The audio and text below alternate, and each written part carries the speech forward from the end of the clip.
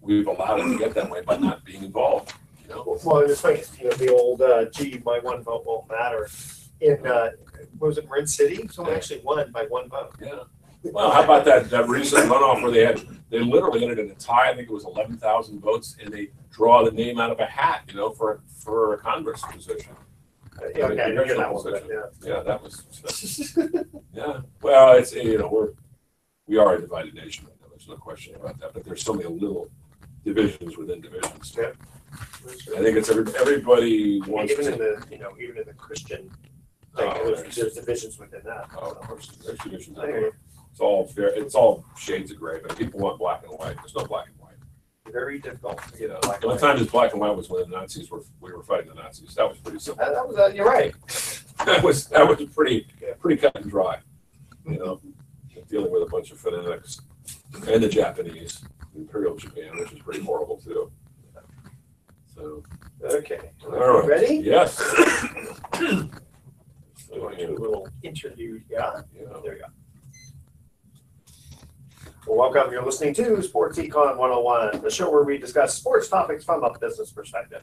I'm your host, Edward Brown, along with my co-host, Bruce McGowan, longtime sports radio personality. Now, today we don't have a guest. No. But I'm sure that we have lots to talk about. Lots to talk about. You know, it's interesting, Edward. I was just thinking, who listens to this show? I don't know. Is it a young person who in their 20s, or is it somebody our age, or 40s or 50s, or is it just a hardcore sports fan? Is it somebody in the service overseas? I don't know, but I will say this. I think anybody who listens to this show has a curiosity about sports. So we'll try to, touch on a lot of topics that have to do with mainstream sports today. We'll have fun.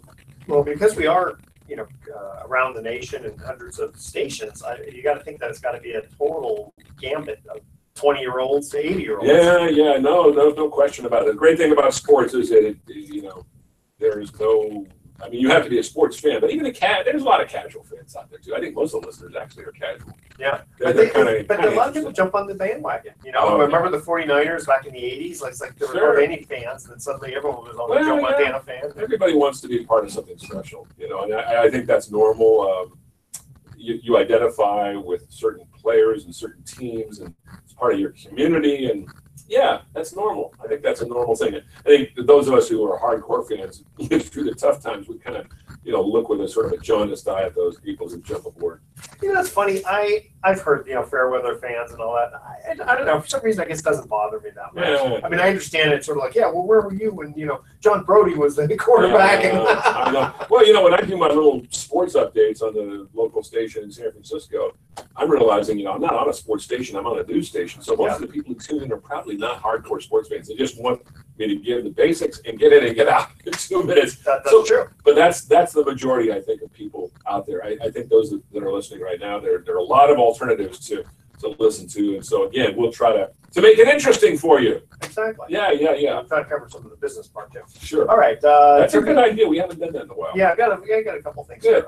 here. Today's trivia theme is King of the Sidelines. All right, don't touch that dial because Sports Econ 101 will be right back. All right. We always have a good time. You guys ever, I don't know if I asked you before, do you do like beach blanket Babylon? I've been to it a couple times. It's wonderful. I'd love to take my daughter to it sometime. I'd love to go. Yeah, that would be wonderful. You've been a few times, haven't you? I've been once. It's fun. It's been going on for over 30 years. Yeah. Is it still at the Club Fugazi in San Francisco? I think it still is. I think it's kind of like that's their home base. Right off of North Beach. Yeah. Yeah. Okay, cool. Yeah, Columbus. Well, this. Yeah, it's in Columbus. Yeah. But this is maybe the business address. Yeah. All right.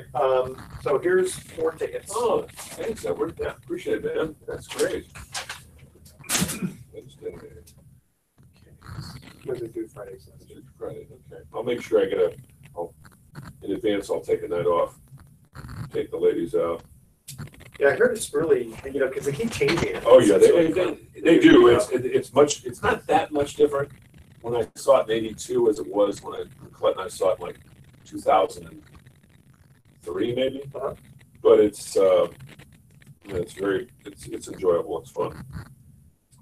So I'm sure there'll be some stuff on Donald Trump. Well, he loves it. Any attention he gets, he's happy with. Can you imagine? Has anybody ever gotten as much attention in the world as Donald Trump? I don't think so. What worries me though is now you've got all these other people who want to become president. Oprah Winfrey, please, come on. Yeah. Let's knock this stuff off. I mean, it's bad enough that we have Trump. Let's not have Oprah Winfrey. Yeah, I mean, nothing personal to her, but I don't know how qualified she would be. I don't think any. She's entrepreneurial. Yeah, no, she's a very, very bright woman. The other thing too is you always wonder like what other countries are going to feel about. What's amazing is that you look at some of these other countries, they have celebrity presidents too. Yeah.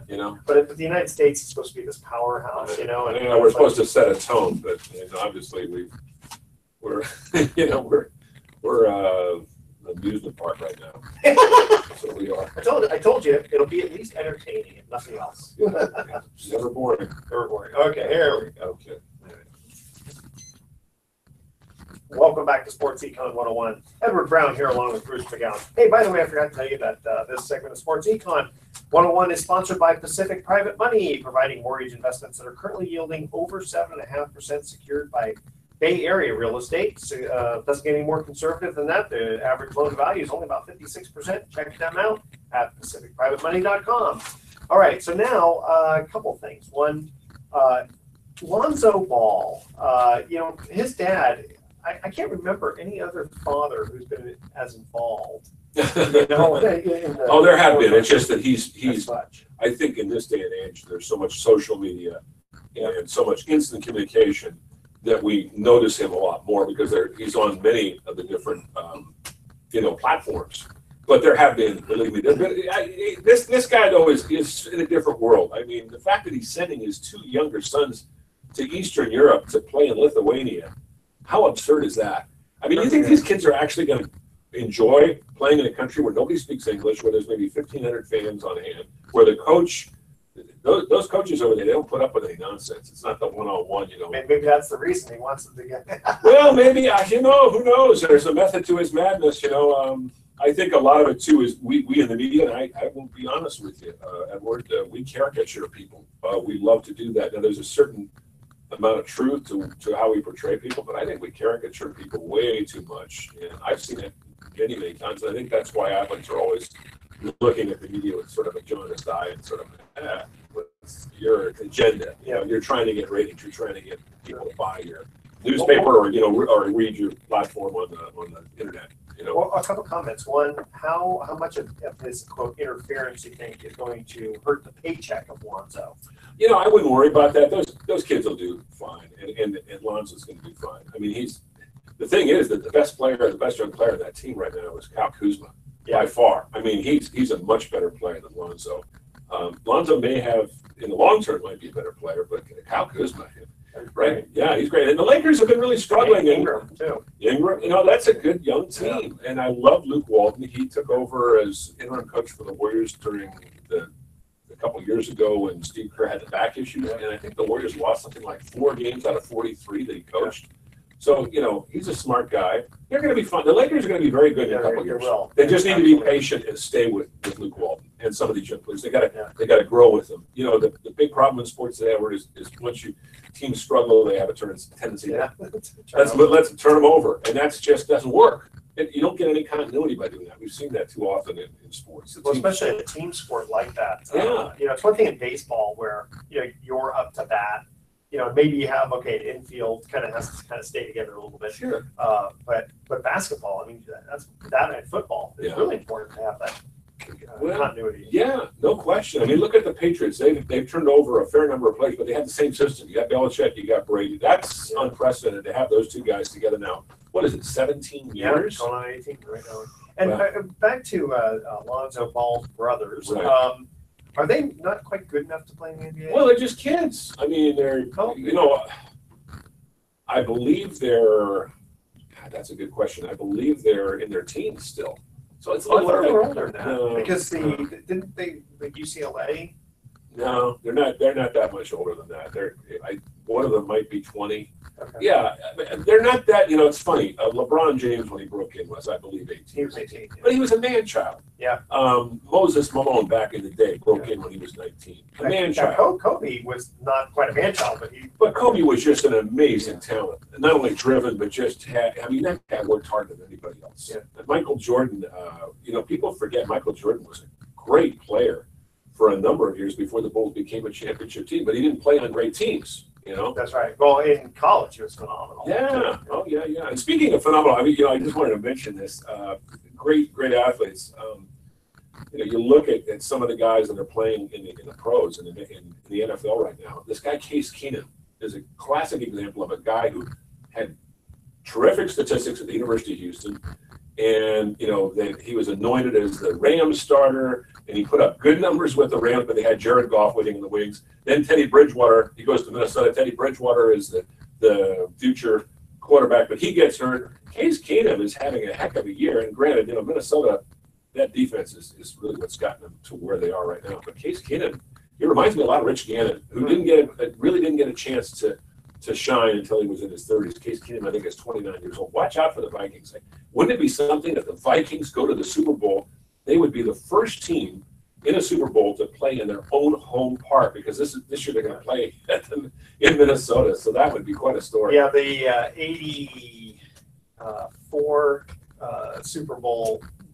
They considered that a home advantage. Well, you're talking about Stanford, the 49ers, Stanford. But that, I mean, it was. Well, and also the Rams played at Pasadena, and after the '79 season, the Los Angeles Rams lost to the Pittsburgh Steelers. I was at that game. It was a great game. John Stallworth made an amazing catch that put it away off the Terry Bradshaw. But this would be quite a story.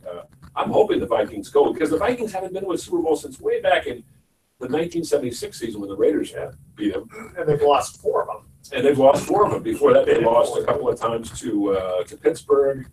I think they lost to Dallas, to Miami, to the Raiders. So, Bud Grant, man, great coach, but they just couldn't quite get over the top. Now, Zimmer has done a great job up there. I'm hoping, as much as I'd like to see, I'd love to see New Orleans get in there again. I just don't know. I don't know if it's their year.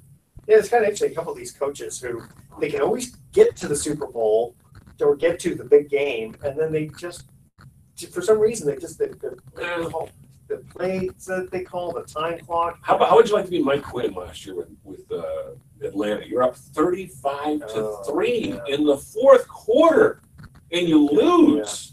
That was unbelievable. So Atlanta's on a mission. Atlanta's playing in Philadelphia, and I would be shocked if Atlanta loses that game, because they shut down a good Rams team. And granted, the Rams weren't playoff savvy. They're new to this whole experience, but they shut them down in LA.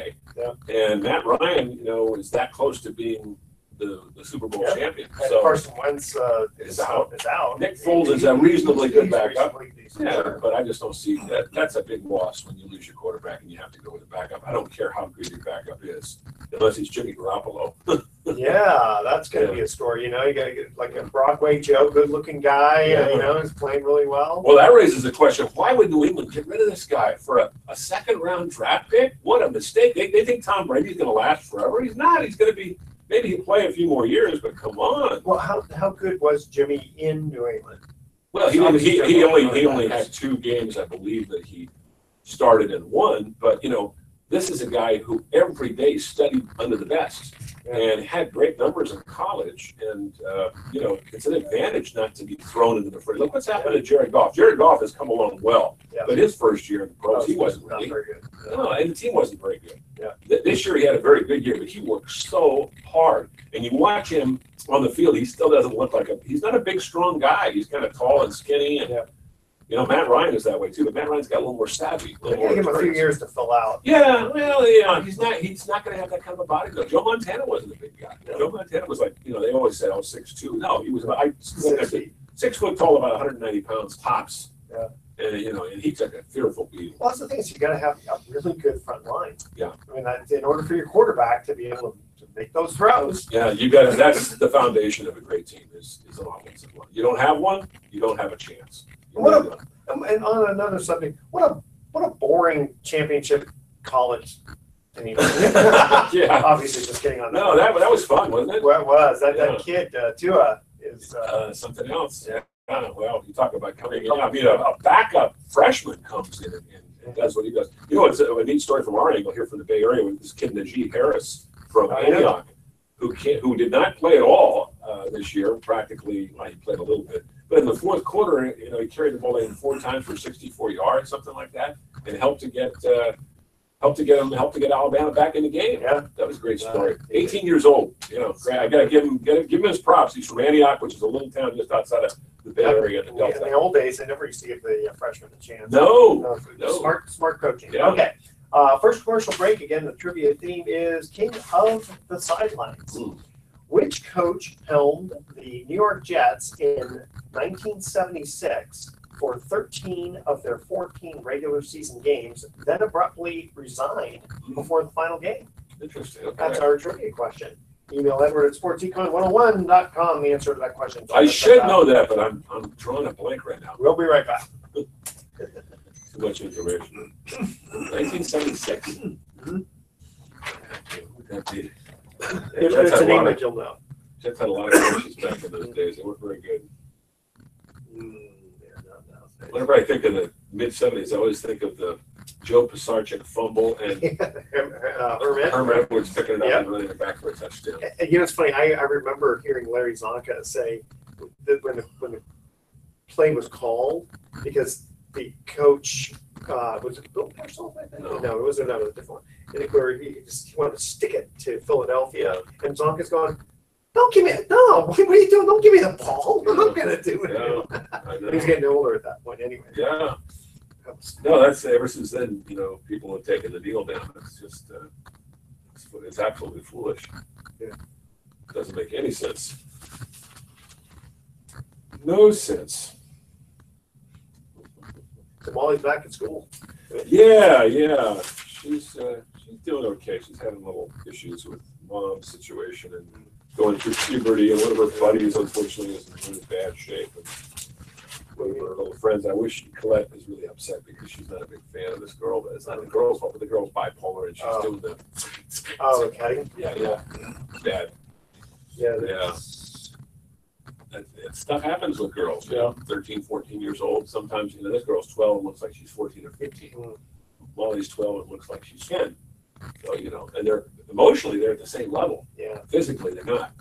And does the girl have, is it a parents type issue? Well, she's got split parents. The parent, they get along. They're both doing okay financially. That's not the problem. They're just never around. They're always working. Mom has a job in the city. She's making big money. Dad's got his own job. He's making good money, but they're never around. No, and so the dad is trying to be around more often. But also, I think it's the lifestyle. They rent a little house. The mom rents a house, and she's got 3 girls out in Cascade Canyon. It's a nice little house. I think they're paying something like $4,000 a month. You know, it's obscene what they charge. So, I like my sister. She and her husband have refinanced their house twice, and she told me what they're paying a month. And I'm going, "Are you serious? Why did you refinance your house?" Because they wanted all these nice little things. You know, model the house. Yeah, and now my brother-in-law, who's 58 years old, was laid off among the 5,000 people that Autodesk laid off, and you know he's been working for them for 20 years, but they're not going to rehire him, and they're going to give him 6 weeks of severance pay. That's it. Ooh, yeah, the 58. Yeah, no, I know what the feeling was like when I got cashier at KMDR when I was 53. It's a struggle. I was lucky to get work, but I never got full time on air work again, and even this job at KCBS is not technically full time. It's 5 hours a night, but it's better than anything I've ever had in terms of since then. So. Got to do what you got to do, man. If you want to stay in this crazy racket. All right, here we go. Welcome back to Sports Econ 101. Again, I'm Edward Brown, your host, along with Bruce McGowan. Here was our first trivia question. Which coach helmed the New York Jets in 1976 for 13 of their 14 regular season games, then abruptly resigned before the final game? Well, I'm sure I've heard of him, but I'm drawing a total blank on that one. The New York Jets in the 1970s were pretty bad. That's probably why we don't remember the answer. I mean, they had a great year in '68 with Joe Namath, and then, they still live off that. Even today, Jets fans talk about that, although most of them are not old enough to remember. But they've been a flop most of the time since. They've had a few moments, a few times in the playoffs, but Yeah, it's funny. It's like how many teams have been in the Super Bowl like once and won. Okay, Kansas City Chiefs did twice actually. They lost the very first one. And they won. Oh, that's right. Oh, that's right. Yeah, I forgot about that. Kansas City hasn't been back since the league merged in 1970. Yeah. So the Jets, and then I'm trying to think of who else was like a one and done. Well, there's been a few. I mean, I was going to say the Atlanta Falcons, but they've been in two now, and they got blown out in one of them by Denver, and the other one they let they blew that big lead. Anyway, the answer to the question: Lou Holtz. Oh wow, yes, I do remember that. Lou Holtz was not a good pro coach, great college coach. Some guys just don't. They try it. Frank Kush was another one, great college coach with Arizona State, but in the pros with the Colts, not good. Is it just that they can't command the respect? No, it has nothing to do with respect. It's just not understanding the athlete. The pro athlete is totally different than the college athlete. College athletes, 90% of them aren't going to even have a sniff at the pros. So you're dealing with young men that you can regiment and organize, and they'll pay attention to what you're saying because they have to, because their scholarship depends on it. Get to the pro level, most of the players are respectful of coaching staff, but they're going to do their own thing, especially in this day and age. So you have to have somebody who really, John Gruden, for instance, I think is perfect for the Raiders because he's got a team that potentially can be back in the playoffs within a year. And maybe, I know this is a stretch to say this, but if you look at that offensive line, you look at Derek Carr, you look at the wide receivers, you look at some of the guys on defense, there's no reason why they can't be one of the top 8 teams in football. They were 2 years ago. So if you get some breaks and you got the right coaching staff, it makes a huge difference. He's kind of a loose cannon, is he? John Gruden? Or not loose no, cannon, I wouldn't call him that at all. right? I think he's the kind of a guy that is going to speak his mind, and players appreciate that. There's no, there's no black and white. I mean, there's no shades of gray with him. This is what you see is what you get. And he loves football. He works harder than anybody else. The thing was when he was with the Raiders the first time and in Tampa, he used to get up at 3:15 in the morning and start working. He wasn't one of those guys like Dick Vermeil who slept in his office. But you know what I'm saying? He absolutely loves and breathes the game. And, watching him at his press conference the other day, I was thinking he hasn't lost any of his passion. And people say, oh, he's been away from the game for 9 years. It's changed. Yeah, things have changed a little bit. The game is basically the same, the way it's played. And the athletes aren't that much different. They really aren't. There are certain things, the social media has changed. That's changed. But, that's a sideshow. All the Facebooking and the Instagram and the tweeting and the texting, that's all just, a sideshow. That has nothing to do with the actual game itself. No, it has nothing to do with it. Fans get caught up in that. We all get caught up in it. It's a distraction. A pleasant distraction for some. Okay. Yeah. Let's see. Okay, so I was reading Sports Illustrated. This happened to be the Christmas edition, and they were talking about tax reform. And they said what the new bill means for sports. So they said here the plan. Okay. Number 1, hits college boosters by eliminating deductions for donations made to university athletic departments for the purpose of securing the rights of purchase tickets. Under the IRS current treatments, 80% of such donations are eligible to be deducted as a charitable donation. No longer. That used to be the entertainment rule. So I don't think to be honest with you, Edward, I think your average high rolling college fan who loves his alma mater or her alma mater, they'll still shell out the money.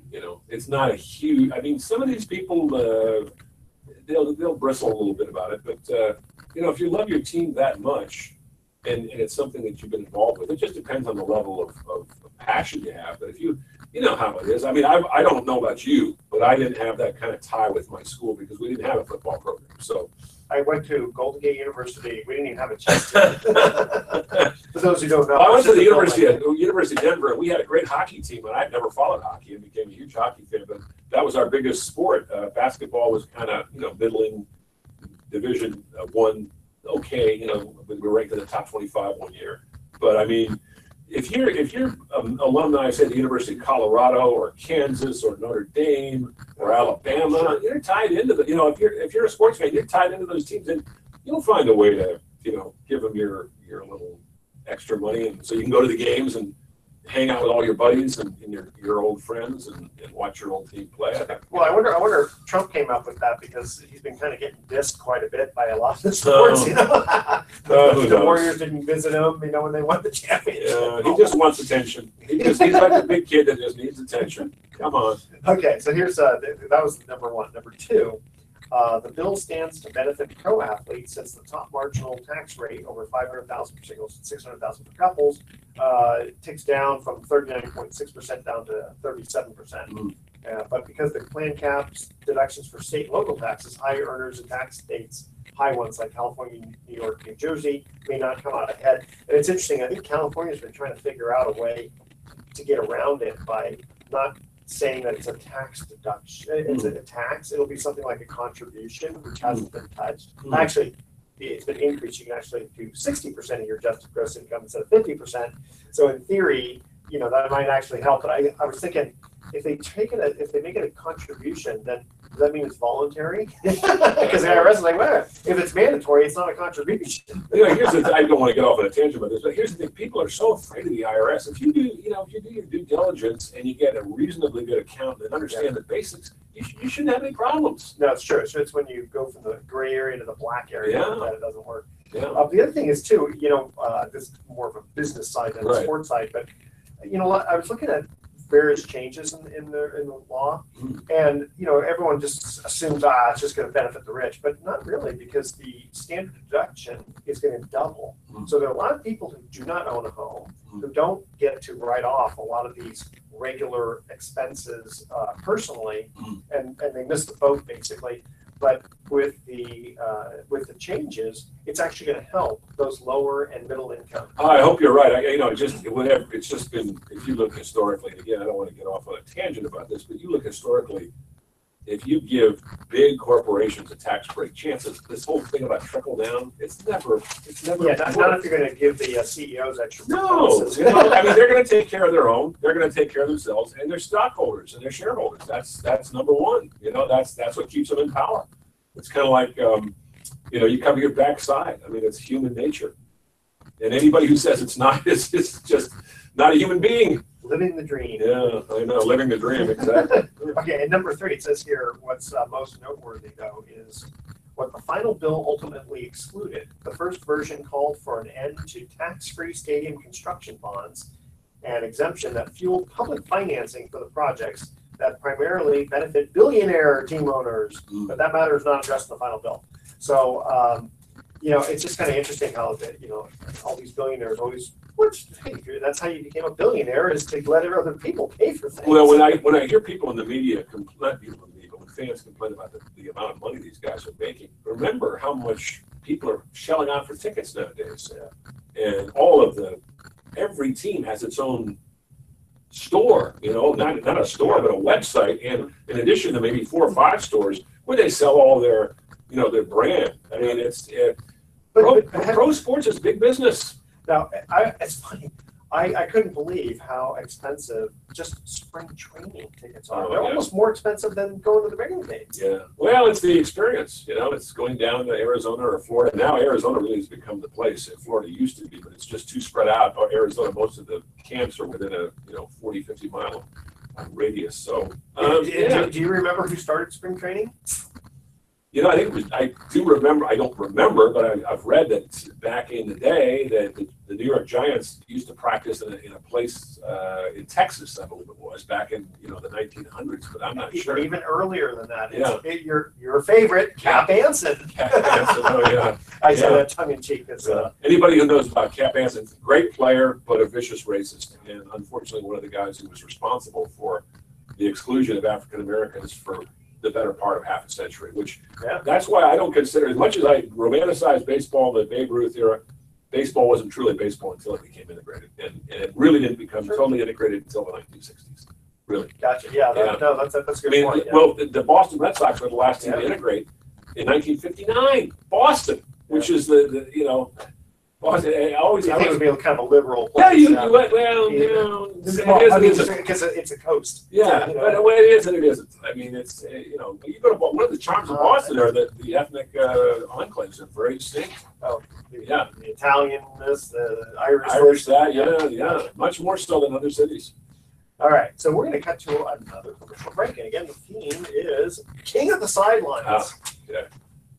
What head coach was known as being a master of halftime adjustments? Halftime adjustments. I mean, I guess this is kind of a subjective question, Okay, right? yeah, I mean, yeah, it is a 'cause, subjective one, but you could probably throw out a couple of names. Yeah. Yeah, I mean, it's funny. I never really thought about that. Him being this. Where did you get this know? question? This is a good one. This one, just kind of a trivia, general trivia type All right. thing, you know. I have no clue on that one either, but I think we'll find it out. Well, again, you'll know the coach. Oh, sure. I don't Sure know if you'll necessarily go, oh yeah, I could pinpoint him for this, but yeah, it's just kind of one of those fun questions. You know, we've asked so many questions here over the last 4 or 5 years that but I just hope not to repeat a bunch of them. That's all. I don't think you ever have. Maybe once. Maybe once. Maybe once. All right, that's our trivia question. Don't touch that dial. Sports Econ 101. We'll be right back. Have you guys had that flu at all? I got my flu shot. Now, the flu shot is, they say, is not, a guarantee. But no, luckily we haven't had it. The last thing Colette needs is to get sick. Yeah, for sure. She's doing okay right now, but it's I mean, it's day to day. I've had, some days are real good, some days are not so good. The last couple of days, I just was like a mess. Emotionally just a freaking mess. Well, I can only imagine. It's like every day is sort of like a wake up reality of what. Oh, it's hanging over every day. But something, the good part of it is that we do appreciate what we have. Appreciate what you, and as you get older, you should more so because your time is more limited. And then also having a kid, I think, kind of keeps you focused. If it wasn't for Molly, I don't think Colette would be in as good shape. Yeah, you do. It keeps her on point. She loves her job and she loves being a mom. Well, I had an associate, and in his early 60s, his kidneys were down to 5%. So he had a kidney transplant, and after he got it done, they basically told him, listen, these kidneys will last about, this kidney, you only got one, probably will last about 10 years. That's it. Yeah. So he kind of knew his time was done. He said, things that used to be really important to me, not so important. And things that weren't so important before became really important. Well, as much as I still love sports, I'm not wedded to the idea of having to be at the games anymore. I mean, I know that my primary job is to just go do these updates, and it makes it a lot easier for everybody concerned if I just do them in the studio. So, with the exception of going to a few games on the weekends and maybe the playoffs, I'm just not going to do it anymore. The traffic alone is I gotta say, I haven't been to a Warriors game in well over 2 years, and I've just really enjoyed watching it at home. Yeah. And I can pause it, and I can go. Well, you can watch the post game. You can get just as much off the post game. You get Steve Kerr. You get the players. I mean, they do a really nice job. But I'm talking about really watching the game on TV, and the things. A lot of times, I'll put it in reverse. I'll back up because I'll say, "Whoa, where did that foul?" Yeah. And then I'll go, "Oh yeah, there." Because usually if it's controversial, they'll show you a replay. Yeah, but sometimes you just guy kind of get a little twinge on something, and sometimes they don't show it. I still love going to NFL games, and the reason is NFL on the weekend is the traffic is not bad on Sunday. The key is don't go early. Go right about an hour before the game because the stadium is full by that time. Most of it. Gotcha. So you get in there. It's not a hassle. Parking's not hard. None at all. It isn't hard at all. No. And I love the ballpark. Everybody complains about Levi Stadium. I have no problem with it at all. As a matter of fact, I much prefer it over Candlestick. Well, Candlestick's always been up. The only good part of Candlestick was the sight lines where you watch the game from. You were right there. Now you're over in a corner and you're behind glass and you don't hear the crowd. I don't care. That's from the press box standpoint, but I don't care. I mean, I got plenty of room. I can get up and walk around. It's roomy, I understand one of the problems is the sun during like August, September. I think people are wimps around here. If the team was winning, nobody'd be talking about it. If the 49ers had kept what they had going, which they couldn't because they had a lot of older players. They had Jim Harbaugh, who was kind of he had a wanderlust and wanted to get back to college. But if they had kept that thing going, you wouldn't hear any of these complaints. Well, sort of like, in Green Bay, nobody complains about the weather. No. They love the game. Well, they do, but the players, the hometown fans don't. They like it. That's what I'm saying, yeah. Yeah. All right, ready? Yeah.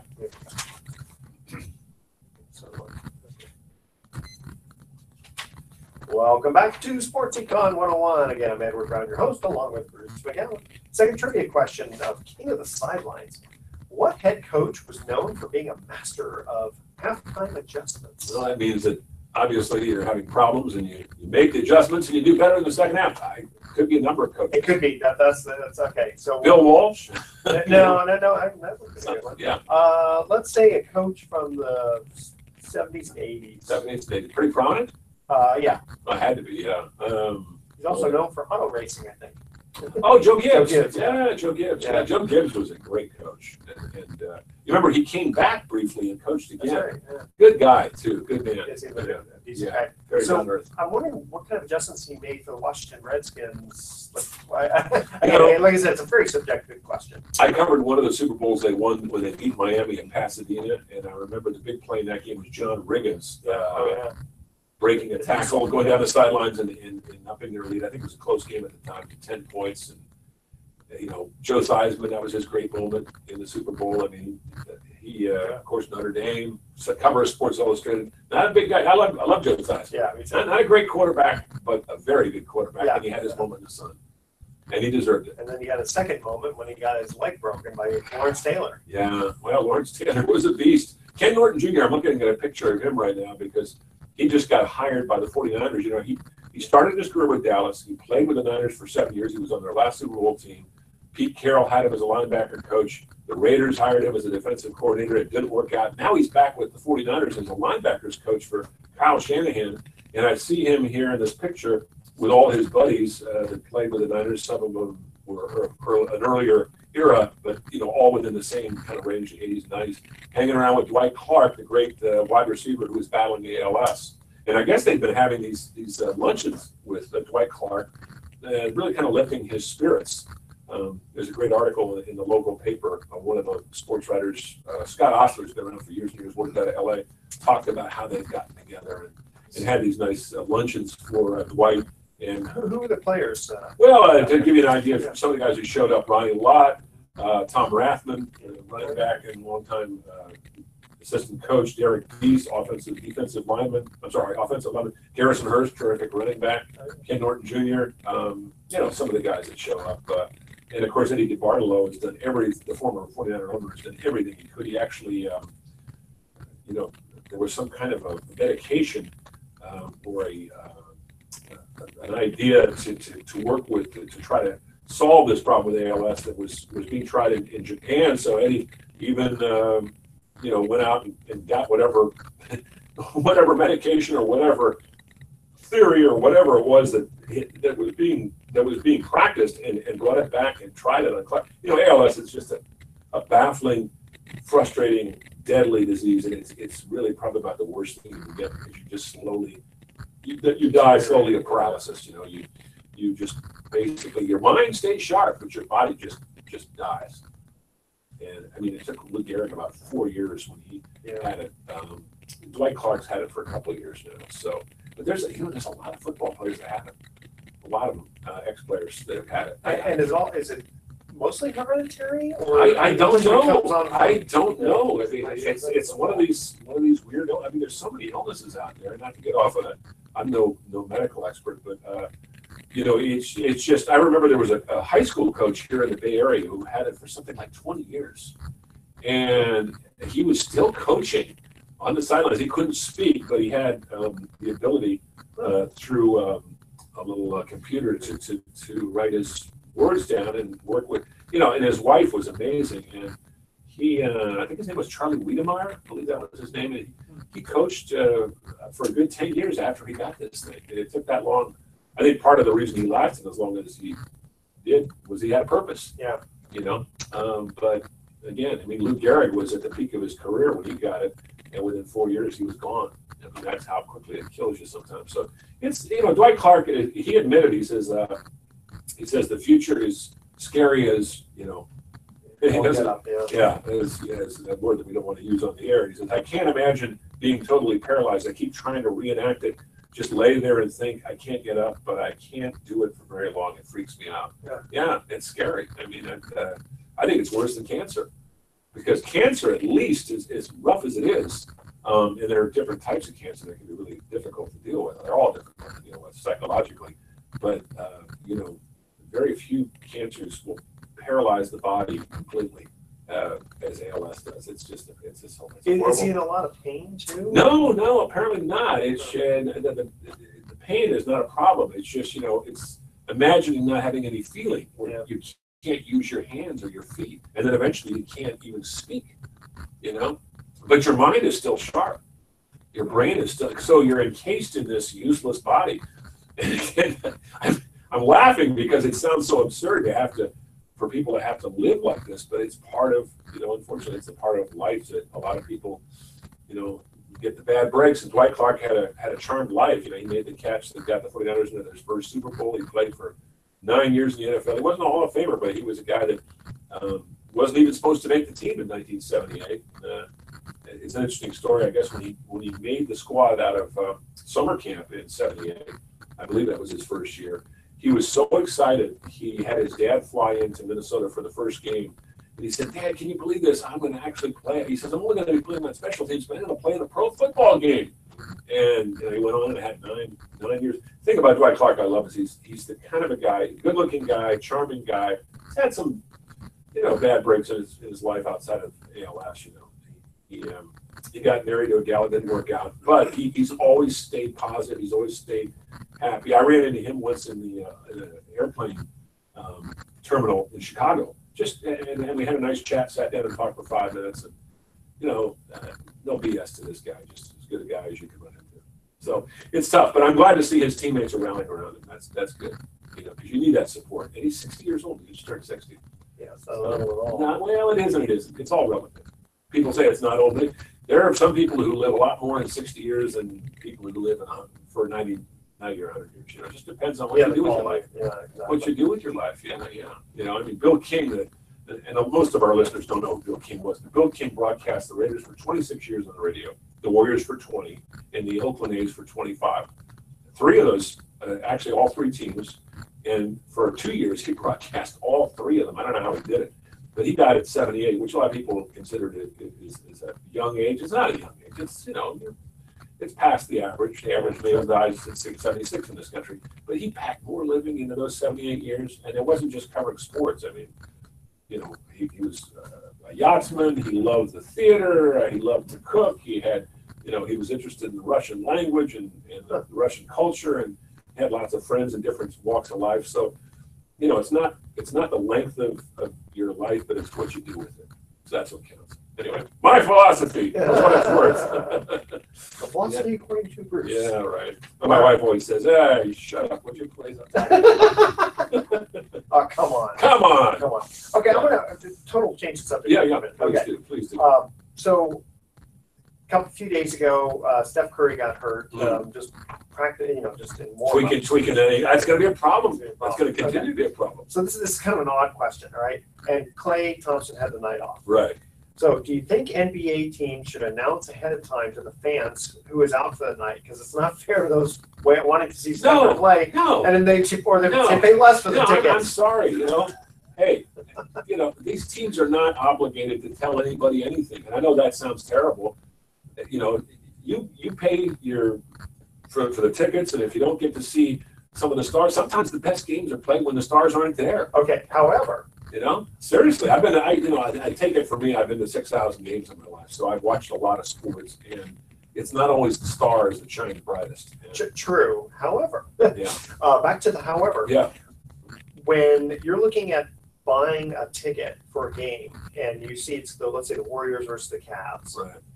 Generally speaking, that ticket is going to be more expensive. Oh, sure. Than Miami, nowadays Miami Heat. What do they call that type of pricing too? Because the Giants, San Francisco Giants, will really like a matrix. There's some kind of matrix. Oh, they sell the tickets they sell for the Giants Dodger games are much more expensive than say not maybe the Houston Astros, San Diego Padres. Yeah, exactly. Okay, so And the reason is not only the rivalry, but Right. it's going to be the players. Like, Sure. like people want to see LeBron. Oh yeah. Well, if LeBron's not going to be playing, Right. ordinarily, let's say I'm the average fan, I would say then I'm not going to spend a lot of money to go not see him. Right. You know what I mean? Somebody else is though. There's enough people out there waiting in line. No, Yeah. but the thing is, but if people knew ahead of time, Yeah. LeBron James is not playing tonight, so the tickets instead of being $100 are going to be $70. But you know something? If you're creative enough, you can find a way to get tickets. And there are 100 different ways of buying a ticket nowadays because of the internet and all Well, the different. true, but they're always going to be more expensive if LeBron's Yeah, playing yeah. versus if he's not. But you know, what is a coach? A coach is not obligated to play a guy who's hurt. You have an 82-game season, and you'd be foolish to throw somebody out just to placate the fans. I know they say the fans pay the freight. You know something? The fans pay part of the freight. Most of the money comes from television. That's a reality, and I'm not saying that's good or bad. That's just reality today. Every game is on television. Okay. When we were kids, when I was a kid, I'm a little bit older than you. We had 9 games a year in baseball on television with the local team. They were all from LA. That was it until 1966. So you listen to the radio. Okay, You so know? so now again, it's a little hard because you're not an average fan. No, I know. Okay, okay. Well, I'm a hardcore fan. Yeah, that's right. You Okay. have to be to do what I've been doing for. Okay, 40 so some odd okay, years. but you're in the media. Yeah. Okay, so let's say you're a hardcore fan, Right. not in the media, Sure. and Giants Dodgers game. And Kershaw has an arm problem. Yeah, and let's say that all of the bench players are playing for both teams. Yeah. Well, I mean, then if they wouldn't be playing unless it was a meaning. If they were all playing, that would be a meaningless game, wouldn't it? I mean, Well, why? didn't Popovich getting back to basketball? Right.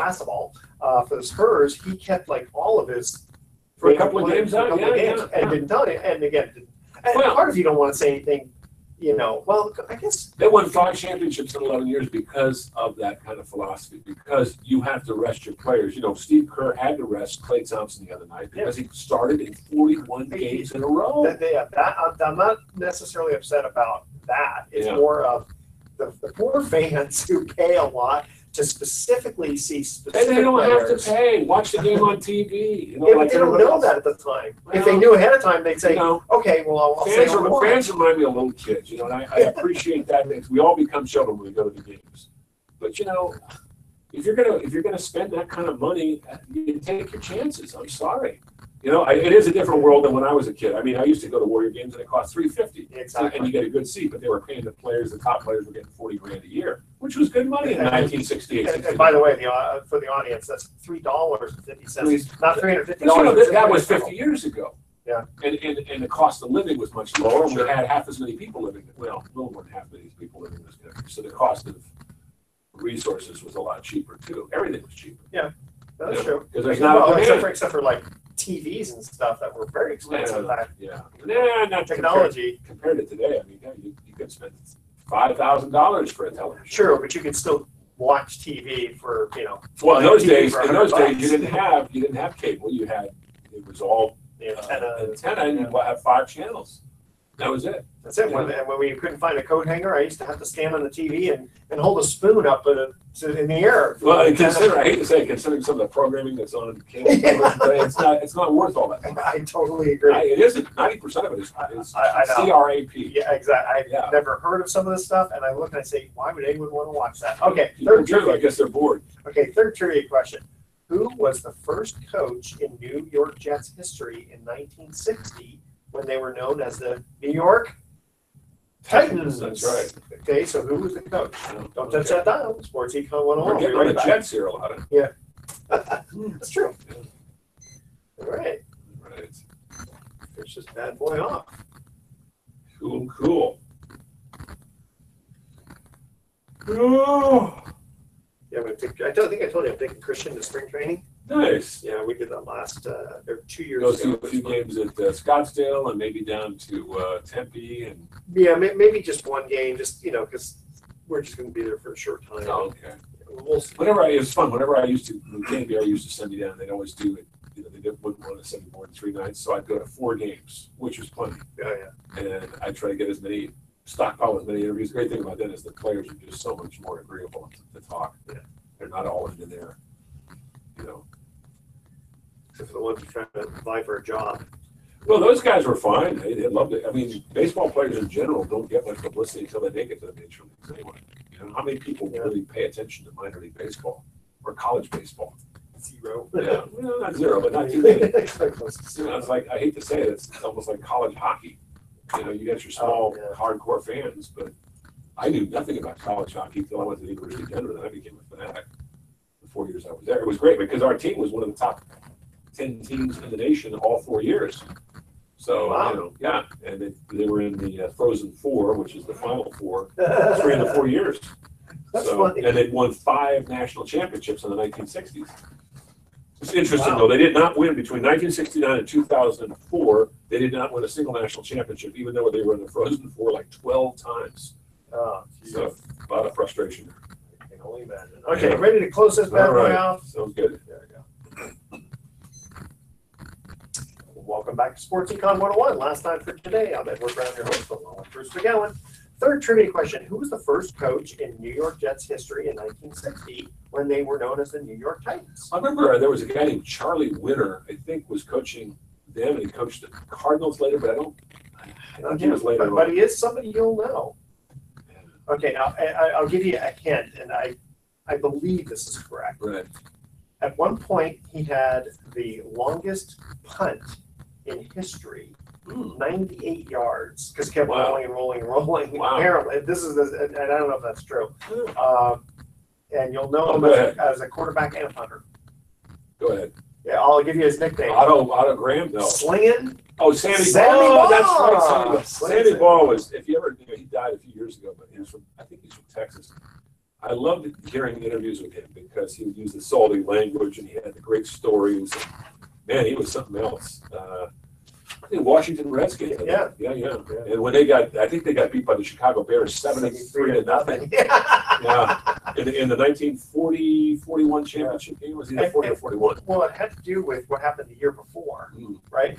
There was some, I can't remember exactly what had happened. There was some rivalry that was going on. Yeah, again, that's before my time, but I remember reading about that. And George Halas was, of course, one of the pioneers. George Halas coached when I played on the Bears from 1920 to 1965, I believe.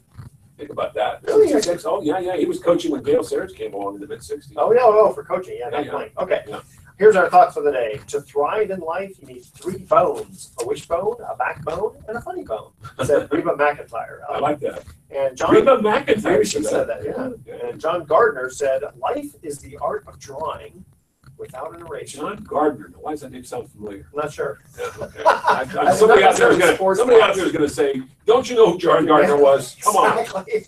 Sorry. I'm still trying to figure out who Reba McEntire is. Yeah. I like that. Life is the art of drawing without an eraser. Yeah, without an eraser. Without an eraser. Okay. Tune in next week to Sports Econ 101. We're going to be discussing sports topics from a business perspective and asking more sports trivia questions.